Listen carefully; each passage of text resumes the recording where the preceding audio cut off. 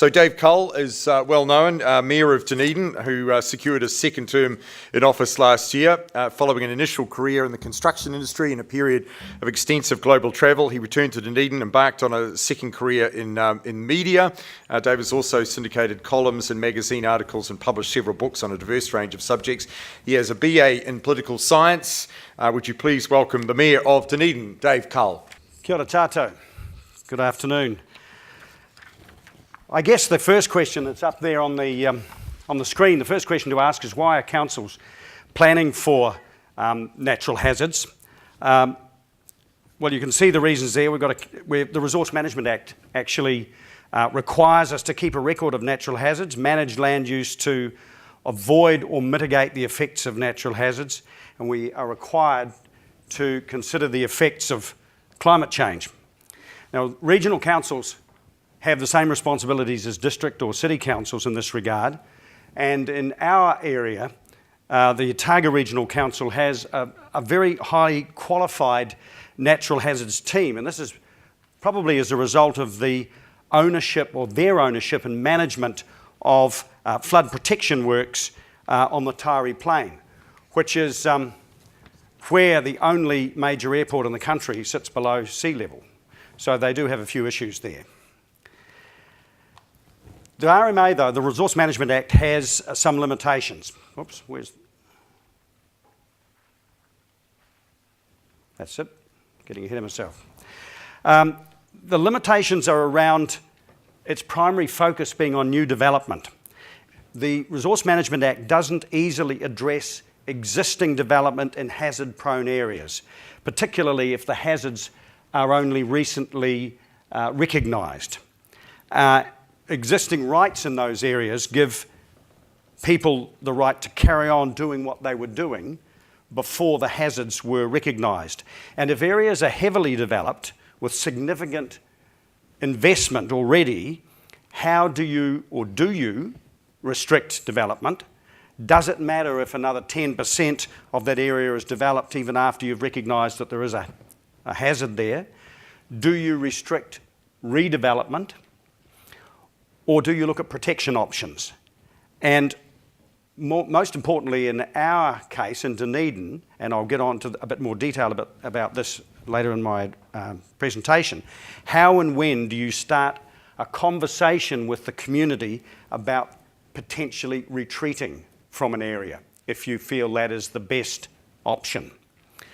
On the other hand, if the areas have development potential but aren't developed, but they're zoned to allow for development, how do you take those rights away as a result of recognising hazard without occasioning a pretty significant backlash from the people who have possibly bought the land with the view to developing it? And possibly the only situation where, or the only type of situation where you could expect to not have a significant backlash is if there's been a major recent natural hazard event.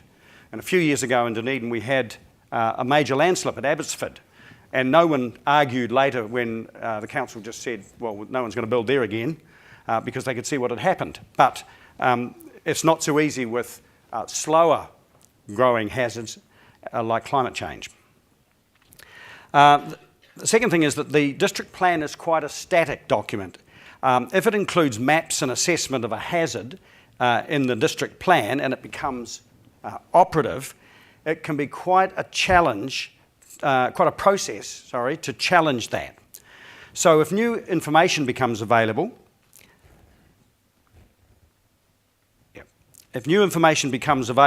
for instance, site-specific assessments or as a result of further modelling work or hazardscape changes, then it's not necessarily easy to change the district plan. And most of the up-to-date information will always be included on a Land Information Memorandum, a LIM. But the question is, will insurers, prospective property purchasers, etc., always check the LIM if they've already seen the district plan assessment? Because recently recognised hazards won't necessarily appear on the district plan at all.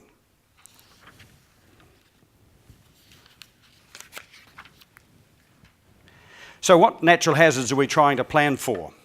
Well, in the case of Dunedin, the first one's flood. There's three types: overland flow, ponding and alluvial flans. And you'll see on that map, the areas in blue are the areas at risk of flooding. So that large blue patch is the Taieri Plain. But there's also coastal rivers and urban waterways, in our case, the Leith, the Lindsay and the Kaikorai. And we, however, know most about flooding, or the Regional Council knows most about flooding in our area on the Taieri Plains, because it was originally pretty much a swamp and it was drained, but as I say, it remains, or parts of it remain below sea level, so it's problematic. The next one is coastal, and the four types there are listed: storm surge, erosion, sea level rise and tsunami. And we have around Dunedin, and you can see from that map that the urban centre of Dunedin makes up a very small part of our geographical footprint. It's a massive land area that we're responsible for, and within that we have a number of low-lying coastal communities which are at risk from a range of natural hazards, including sea level rise. Erosion is only a significant current issue at the main city beach, that's St Clair or Ocean Beach, and at Te Reone, which is a beach within the harbour on the peninsula. And that's a very serious erosion problem. In the last 10 years, we've probably lost 50 metres of land, and it's a strip of partly private property and partly DCC-owned reserve. And you can imagine the political pressures when the private landowners say it is the City Council's responsibility to protect us from what the sea's doing. We don't think it is, firstly, and secondly, imagine the precedent that would set if we're heading into an era of increased coastal erosion as a result of climate change. We can't countenance taking that kind of responsibility on, but as I say, the pressures are considerable. The assessment of storm surge hazard around our coast was based on work by NIWA, by GNS, Geological and Nuclear Sciences, and the NIWA work was also used in relation to tsunami risk.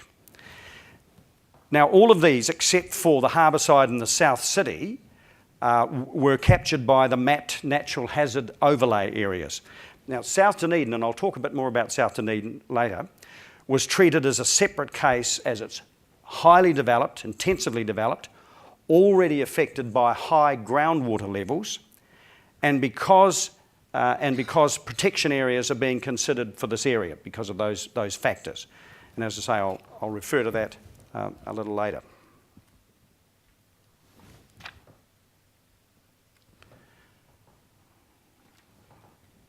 Now, I'd like to know where, if I'm putting this in the wrong place, will someone tell me? Right, thank you. So the land-based hazards, landslide, rockfall and mine shaft. Now, both the City Council and the Regional Council hold information on areas of potential land instability. This work has been further refined as part of this project by GNS, and the areas in purple on the map show where there's potential moderate to high susceptibility to land instability of some kind. So you can see we've got a fair bit of it. Clearly, a good deal of it is outside the urban centre. And this work that we've done has been done quite a broad scale, sometimes based on aerial photos, looking at previous reports. That's rather than individual site visits or on-the-ground investigations. So it's pretty high-level assessment. Next risk is seismic. We also have a number of local faults, seismic faults, as well as the alpine fault, which we think even at that distance, or the distance from us in Dunedin, would still probably do us more harm than any other. And as part of this project, GNS have also refined the assessment of susceptibility to liquefaction. But we're nowhere near as refined in our knowledge of that as the assessment of this that's been done for Christchurch, for obvious reasons. So it's still, again, at a very broad scale.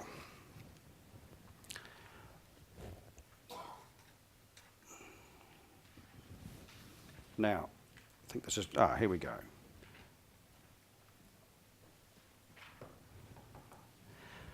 Right, there are of course any number of other natural hazards. The district plan is not necessarily the best mechanism to address these, as they can occur anywhere. And anyway, they're often dealt with in other legislation or standards. So we're not bothered, or we're not concerned to address those in the district plan, since they're already taken care of by other means.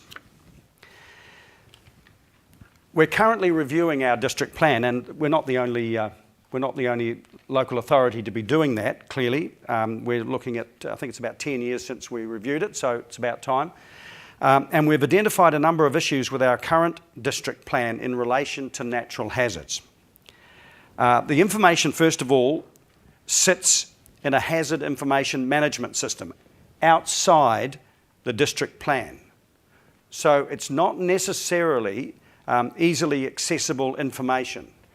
And it's usually only assessed, as I mentioned before, through specific inquiries, mostly the purchase of limbs. And the current provisions relating to development in natural hazard-prone areas have proved to be very weak in preventing development, even if the hazard is known. We had an example a few years ago where someone wanted to build a house in a flood path plain area, and they took it through to the Environment Court, and the judge gave them permission, and the judge noted that there was nothing in the district plan which enabled refusing of a consent application for a house in that area. And I seem to recall that the provision they allowed was they had to have a hook to tie up a dinghy to the side of the house as a protection against flood. I think that was one of the requirements of the consent. Now, this is jumping all over the show. Right, the district plan review process. I'll just walk you through what we have been doing. The district plan review will result in a second generation plan, the 2GP. And the proposal is to bring the mapping of natural hazards into the district plan where they haven't been before, and have clear provisions linked to these, clearly managing the development in these areas and setting the bar higher, because we know more about what the hazards are facing various parts of our community than we did last time we did a district plan. So an overview of the 2GP process. In the last 2 years, we've worked very closely with the Regional Council and their natural hazards team, and they've carried out, as well as commissioning GNS to carry out, they've carried out a technical assessment of natural hazards in the Dunedin district. Our assessment of risk and our approach, as we've consulted on, was formulated through very close collaboration with the Regional Council. March last year, we carried out an issues and options consultation with key stakeholders and the issues that were identified on the previous slides. August last year, we carried out a preferred options consultation with the community, high-level goals in relation to natural hazards.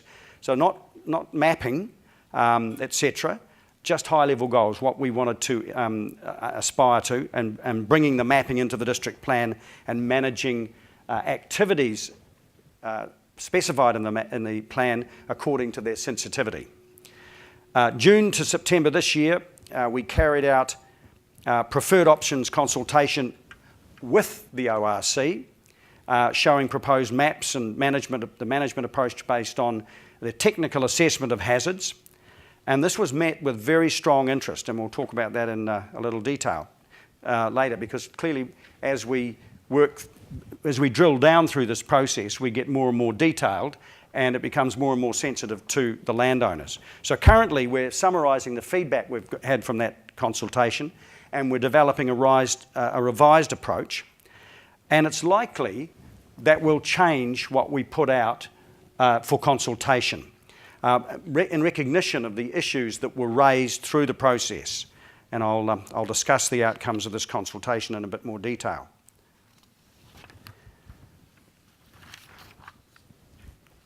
So the goals, protection of life, this is the goals of our draft measures in the district plan that we're consulting on: protection of life, minimisation of risk of injury and risk to health, minimise damage to property.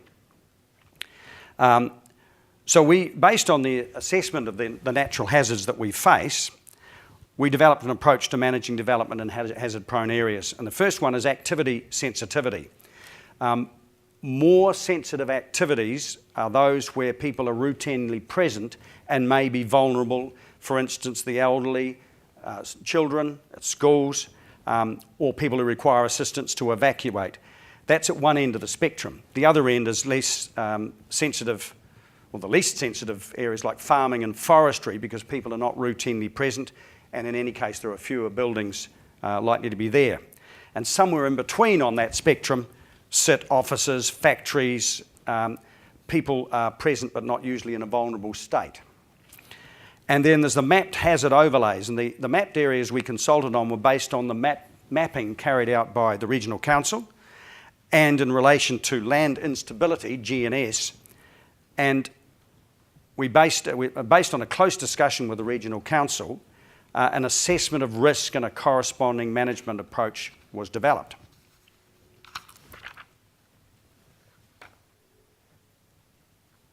Right, I think I'm... Right. So you can see here that we've correlated the colour coding both with the risk level and with what activity would be allowed in the area. So extreme hazard characteristics, for instance, are floodways, flood protection areas, dune systems, and buffering features. And in that case, residential activity would be prohibited. The other characteristics, are a sudden onset of hazard, a threat to life, or a high risk of significant property damage. Those characteristics preclude development at all, or residential development. High hazard characteristics are cumulative and repetitive hazard events, a threat to health and safety, although a lower risk to life, and a risk of significant damage to property. And in that instance, residential activity would be non-complying. So you would have to go through a resource management process to get past that if you wanted to build anything. Moderate hazard characteristics are where there's a threat to health and safety but a low risk of loss of life, and a range of risk to property from minor to significant property damage. And in that instance, residential activity would be restricted discretionary. And the final one, where there's a low hazard, it's characteristics of low risk to health and safety, some risk of property damage, effects that can be generally tolerated if the development is managed. So that's permitted residential activity. So you can see the approach we're taking, scaling it up or down, depending on which end you start from. So the results of the consultation were quite interesting. The key themes revolved around concern about dropping property values, insurance, and the fact that we'd taken a fairly broad brush approach. So we held 12 public meetings with up to 80 people at meetings, and I can say, having been to a couple of them, the emotions ran pretty high in a couple of cases because the meetings were held within the affected communities. The communities were actually talking about changing the rules for. So property value concerns, there was concern that property values would be affected immediately, even by the draft proposal. In other words, once we identified a hazard and put it in, even just proposing that we identify it, some people were concerned that their property value would immediately drop. People were concerned that mapping of hazard and putting it on in the plan would affect the availability of insurance, and they were concerned that the use of words like high and extreme would instantly put insurers off. Probably had something to do with the fact that we called the extreme zone the red zone, which probably wasn't the best choice of words under the circumstances. And the final concern was that people raised concerns that the information wasn't fine-grained enough. particularly given how we propose to restrict property rights and the flow-on effects they foresaw around insurance, etc. Because we were taking an area view rather than a specific property view. So we had a bit of a think about this, and our conclusions were that, well, our conclusions revolved around the certainty of our hazard identification. So we're now looking at whether the science we have is certain enough to restrict property and development rights to the extent that was proposed. For instance, prohibited or non-complying may be too strict in many cases because there may be too many exceptions. For instance, high ground or very stable areas, or too much uncertainty in our understanding. And there's another difficulty around long-term hazards. It's hard to take away property or development rights for a hazard such as sea level rise that will be very slow in coming. The further out you go, of course, the less certainty you have about your predictions. So the further off things were, the less people were feeling like they were experiencing the risk, and no one had any recent memory of anything happening. So that was a difficult one to sell. And then there's the categorisation of extreme high, moderate and low was questioned, and we'll look at improving this. It's very difficult to draw clear lines in the sand between one level of risk and another. But I note that there's a couple of things here. One is the difference in any risk template between consequences and likelihood, which you have to balance up, and you might have, it's not reasonable, I don't think, to ignore very extreme consequences just because there's a low likelihood, or vice versa. But that, again, is a difficult concept to sell. And I think the second thing that I'd observe is that in doing this exercise, we don't just have a responsibility to the current property owners, we have a responsibility to future property owners who might be purchasing the properties, and I think that they would be just as aggrieved at not being told about things that they should know about as the current property owners would be about us telling them. So we're kind of caught between those two stages.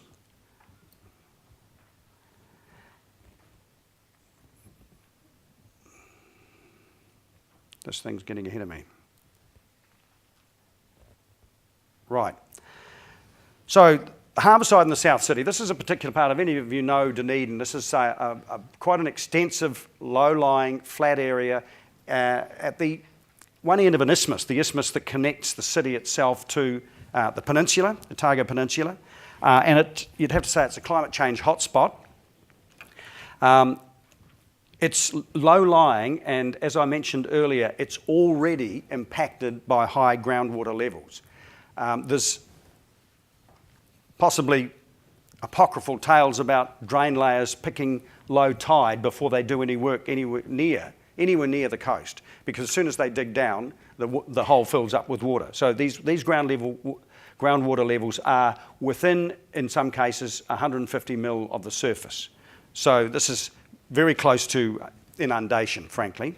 And rising sea levels will worsen the impacts of this, even if it is slow. It won't get better, it'll only get worse. But the thing is that South Dunedin is one of our most highly developed areas. It's the most intensively populated, with significant existing infrastructure and investment. And this is where the Resource Management Act can't make a great deal of difference, at least within the lifespan of one district plan. Because, as I said earlier, the focus of the RMA is primarily on new development. Now, we're considering protection options to reduce the impact of sea level rise, and these reasons have resulted in our decision to treat this area differently from the entire rest of the city.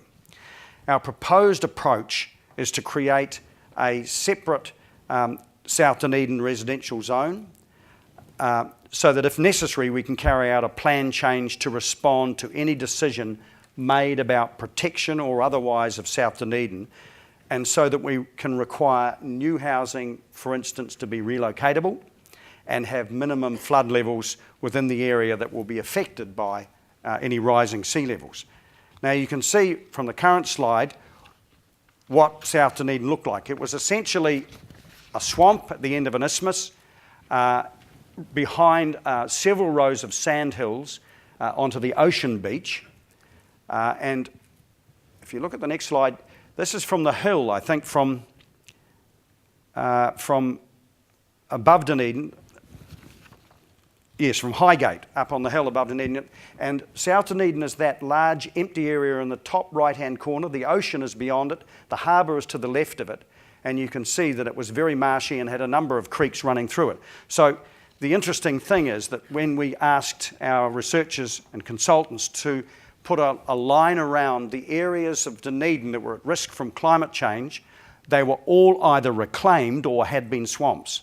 So in some ways, it's just the sea taking back what it had before settlers got there and started to settle it, started to build on it. The harbour side and South Dunedin zoning, this, as you can see, it's a very highly developed area. Residential activity is considered to be more sensitive to natural hazards, therefore the rationale for creating a separate residential zone, a proposed South Dunedin residential zone, which, as I say, will have performance standards applied to it. Industrial and commercial zones are not separated out or dealt with differently from anywhere else in the city because these activities are not considered to be sensitive in the 2GP, in the Second Generation District Plan. Earthquakes won't be... We asked GNS to also do a refine their assessment of susceptibility to liquefaction.